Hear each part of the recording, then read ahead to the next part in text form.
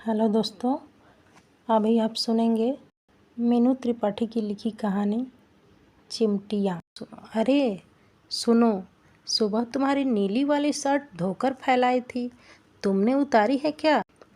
आरती के कहने पर नरेंद्र ने अखबार से सिर उठाया और धीमे से नाव में सिर हिलाकर वापस अखबार में डूब गया। पतिदेव की ना से व्यथित वह चिहुक कर बोली, हाय राम, लगता है हवा में तुम्हारी शर्ट उड़ गई। क्या बात करती हो?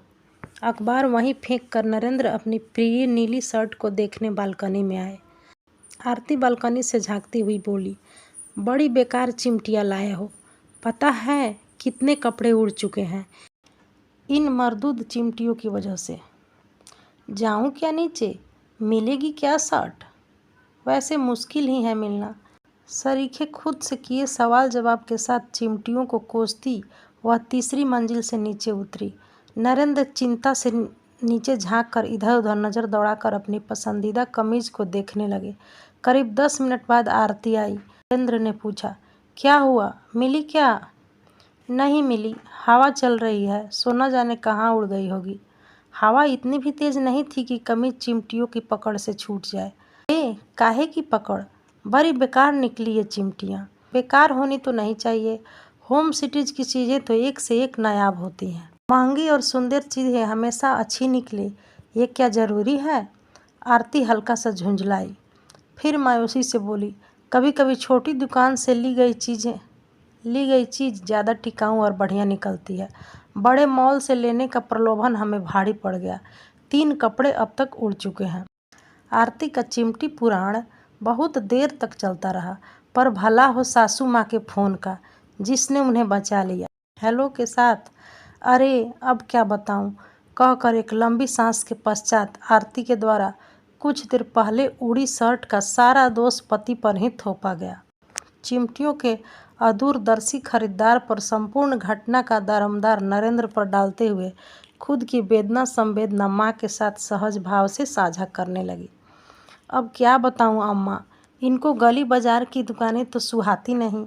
भला बताओ, मॉल से चिमटियाँ उठा लाए थी, बस दिखने में ही खास थी, सब की सब बेकार निकली। आज मंजूषा दीदी की दी हुई शर्ट उड़ गई, पिछले हफ्ते मेरा दुपट्टा, और उससे पहले लबोलुआब यह कि अपनी अम्मा के सामने पतिदेव की खरीदारी की समझ की धज्जियाँ जमकर उड़ाई गई। कुछ देर अखबार के पन्ने उलटने पलटने के बाद नरेंद्र वहां से उठकर बालकनी में चले गए। जानते थे कि अब घंटे भर की फुर्सत हो गई। माँ बेटी अपने मन की एक एक बात जब तक कह सुन न लेगी तब तक उनके दिल को सुकून न पहुँचेगा। बालकनी में गमले में लगे 2-4 पौधों की सूखी पत्तियाँ निकालकर पानी देकर करीब 10 मिनट बाद आए तो भी वहीं टॉपिक छिड़ा हुआ था। हाँ अम्मा, संभाल कर लगाई थी, दोनों सिरों को अटकाया था चिमटी से, पर चिमटी ही बकवास थी। अब उनमें शर्ट संभालने की नीयत ही ना हो तो क्या करे। आरती के मुंह से यह सुनकर नरेंद्र की हंसी छूट गई। समझदार अम्मा ने उस पर भी लापरवाही से कपड़े फैलाने की तोहमत लगाई होगी, तभी उसने चिमटियों का मानवीकरण कर दिया। भला हुआ तो आज इतवार के दिन पत्नी की मदद कराने की गरज से उन्होंने कपड़े नहीं फैलाए, और न सारा दोष आरोपण उन्हीं पर ही होता। आधा घंटा बीत चुका था, वह अभी भी धीमे धीमे अम्मा से बतिया रही थी। हल्की खुसफुस में चिमटियों का कोई जिक्र नहीं था। एक आध बार मेनिका भाभी का नाम सुनकर लगा कि विषय परिवर्तन हो चुका है। 40-50 मिनट बाद आरती ने फ़ोन रखा और वहीं गुमसुम सी बैठ गई। क्या हुआ, सब ठीक तो है ना? नरेंद्र के पूछने पर वह बूझे मन से बोली, अम्मा की किस्मत भी कैसी है, इस उम्र में भी पूरे घर की जिम्मेदारी ओढ़े है। क्या हुआ, बेटे बहू व पोती के होते अब क्यों उलझाती हैं खुद को गृहस्थी में? 70 साल की उम्र में कोई खुद को गृहस्थी में खुशी से झोंकता है क्या? तो अपने बेटे बहू से कहें, बहू से कहकर घर की कलह मोल ले क्या? और रही बात बेटे की, तो उसी का मुंह देखकर वह काम में जुटी रहती है। गिरीश भैया भी सब समझते हैं। सुबह जितना होता है काम करवा कर जाते हैं, शाम को अम्मा के काम में हाथ बटाते हैं। पर हमेशा ऐसे कैसे चलेगा? मोनिका भाभी ने तो भैया को गुलाम बना लिया है। ये तो गलत बात है आरती। मोनिका भाभी भी तो दफ्तर जाती है, तो क्या भैया नहीं जाते? रेवती को छोड़कर इन्हें पसंद किया। अम्मा की किस्मत में बहू का सुख नहीं लिखा। आरती की बात का नरेंद्र ने कोई जवाब नहीं दिया। वह भली भांति समझते थे कि रेवती की ननद न बन पाने की कसक उसके ताऊ जी के बेटे की शादी में जाकर बढ़। नरेंद्र के ताऊ जी के बेटे की शादी में रेवती को देख अम्मा और आरती दोनों चौंक पड़ी थी। नरेंद्र तब तक जानते थे कि रेवती भाभी का रिश्ता आरती के भाई के लिए आया था। अरे सुन, ये तो वही है ना जिसे हम देखने गए थे, पटपरगंज वाली? अम्मा ने आरती से पूछा तो वह भी विस्मय से भर गई। हाँ माँ, यह तो रेवती है, पर ये यहाँ कैसे? इनसे पूछती हूँ। नरेंद्र से पूछने पर पता चला कि रेवती उनके ताऊ जी के साले की बहू है। हाय नरेंद्र, इसे हम गिरीश भैया के लिए देखने गए थे। मंदिर में दिखाया गया था, बिल्कुल झल्ली सी दिखती थी। अब देखो बहुत बदल गई है।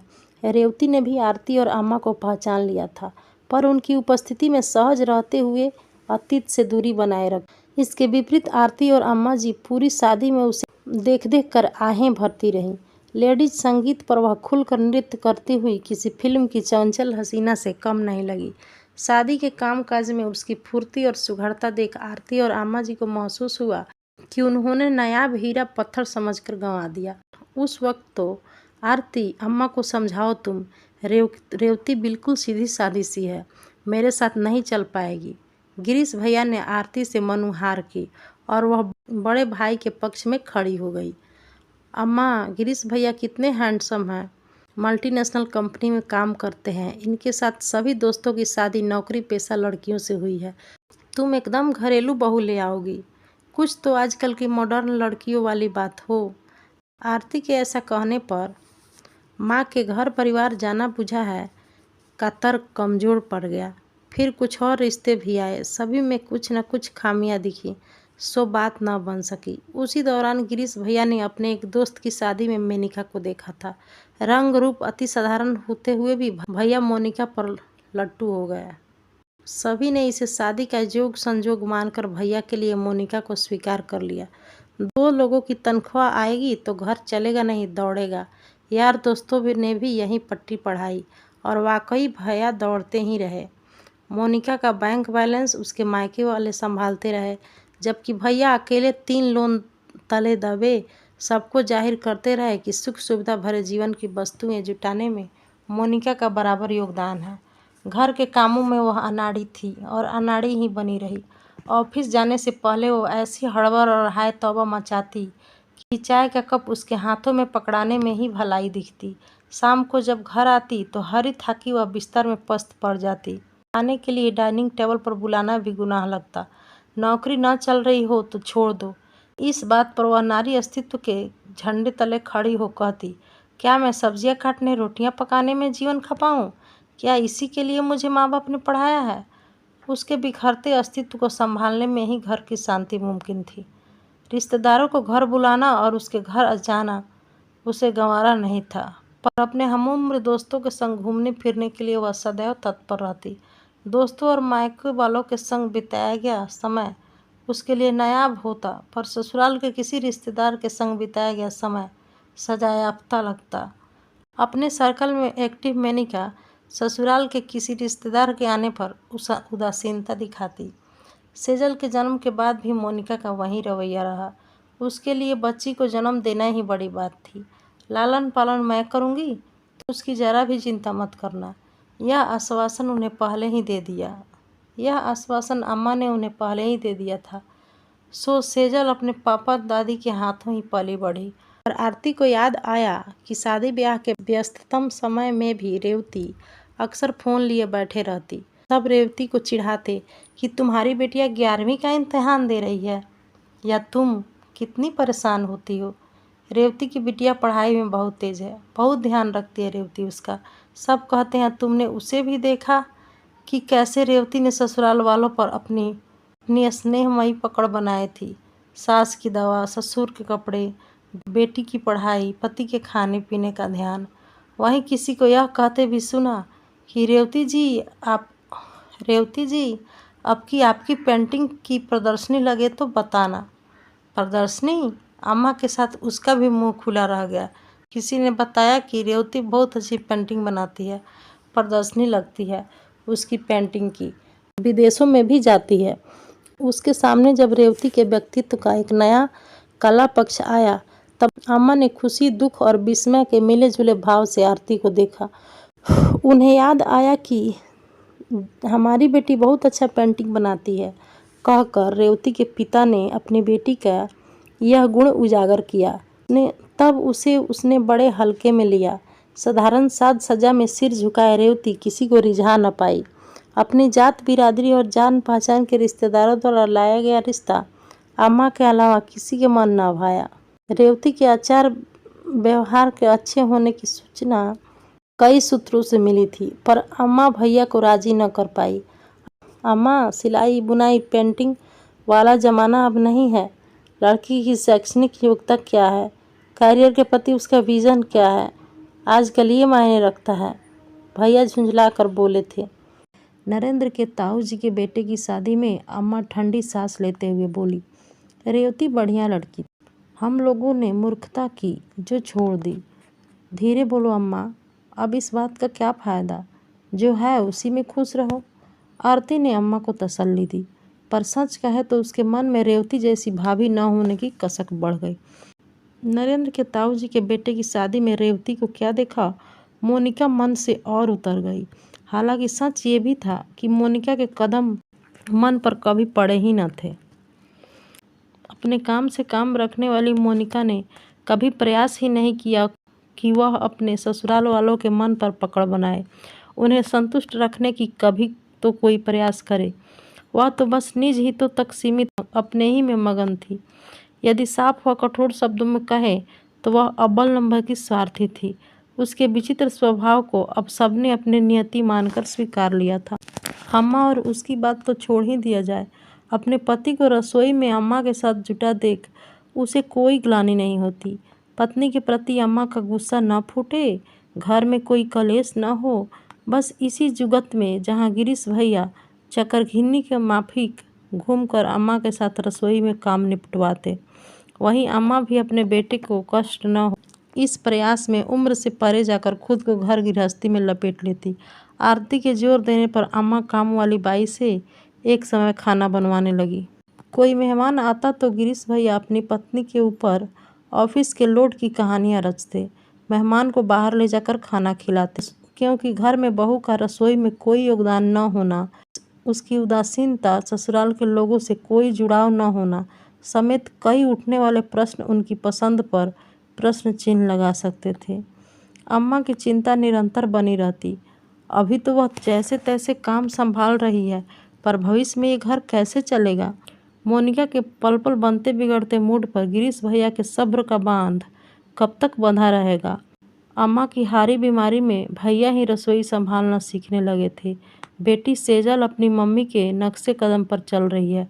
वह बखूबी समझती है कि उसकी मम्मी पापा दो अलग अलग दिशाएं हैं। इसका पूरा फायदा उठाने में वह कभी नहीं चूकती। उसकी जो मांगे पापा और दादी पूरा नहीं करते, वह मम्मी से पूरा करवा लेती है। सेजल अम्मा और भैया के हाथों ही पली बढ़ी। उसके लालन पालन में भाभी का कोई योगदान नहीं रहा, पर बड़ी होती बेटी के सामने खुद को श्रेष्ठ साबित करने का अवसर मोनिका भाभी नहीं चूकना चाहती थी। जिस जिद को अम्मा भैया नकारते, उसे भाभी स्वीकारती। वह सेजल की हर नाजायज मांग पूरी करके उसे अपने पाले में रखती। अपनी आत्मसंतुष्टि के लिए बेटी के प्रति अपनाया दोस्ताना व्यवहार सेजल को स्वार्थी बना गया है। उसकी बढ़ती मांगे और उदंडता दिन प्रतिदिन बढ़ती जा रही है। अब वह भैया अम्मा के काबू में नहीं है और भाभी आंख मूंद कर बैठी हैं। उनकी पकड़ अपनी बेटी पर भी न के बराबर है। घर के दरवाजे की बजती घंटी से आरती ने सोच विचार के दायरे से बाहर आते हुए दरवाज़ा खोला तो देखा सोसाइटी का गार्ड हाथों में नीली कमीज लिए पूछ रहा था, साहब की शर्ट है क्या? पीछे पोर्च में एक गाड़ी के नीचे पड़ी मिली। अरे हाँ, इनकी है, वह खुशी से चिल्लाई। नरेंद्र अपनी नीली शर्ट को देखकर खुश थे। आरती ने सारी चिमटियाँ खोल कर रखते हुए कहा, आज से ये चिमटियाँ कभी नहीं लगाऊंगी।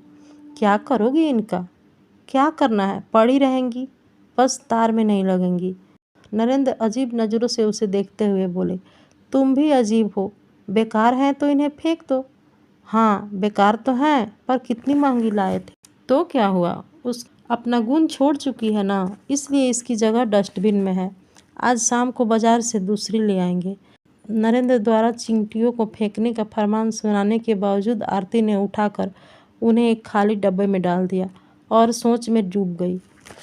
जगमगाती आलीशान बड़ी बड़ी दुकानों से मन को लुभाती वस्तुओं की खरीदी मन को सुख संतोष से भरे, यह जरूरी नहीं। चिमटियाँ भी सिखा गई कि हमें देख समझ कर परख कर ही खरीदें, वरना हम नुकसान ही पहुंचाएंगी। फिर रिश्ते बनाने में इतनी अदूरदर्शिता और जल्दबाजी कैसे दिखा गए? ये तो चिमटियाँ थी, सो फेंक देने का आदेश मिला, पर रिश्ते फेंके और जोड़े नहीं जा सकते। रिश्ते बोझ न बने, इसलिए सोच समझ कर ही जोड़े जाने चाहिए। कुछ देर के लिए खुशी देने वाला बाहरी रंग रूप चकाचौंध को सुंदरता का मानक समझना बेमानी है। अंदरूनी शुद्धता, त्याग और समर्पण ही जीवन को स्थिरता देते हैं। इसलिए चिमटी हो या रिश्ते, इसके स्वाभाविक गुणों की परख और समझ आवश्यक है। अभी आप सुन रहे थे मीनू त्रिपाठी की लिखी कहानी चिमटियाँ।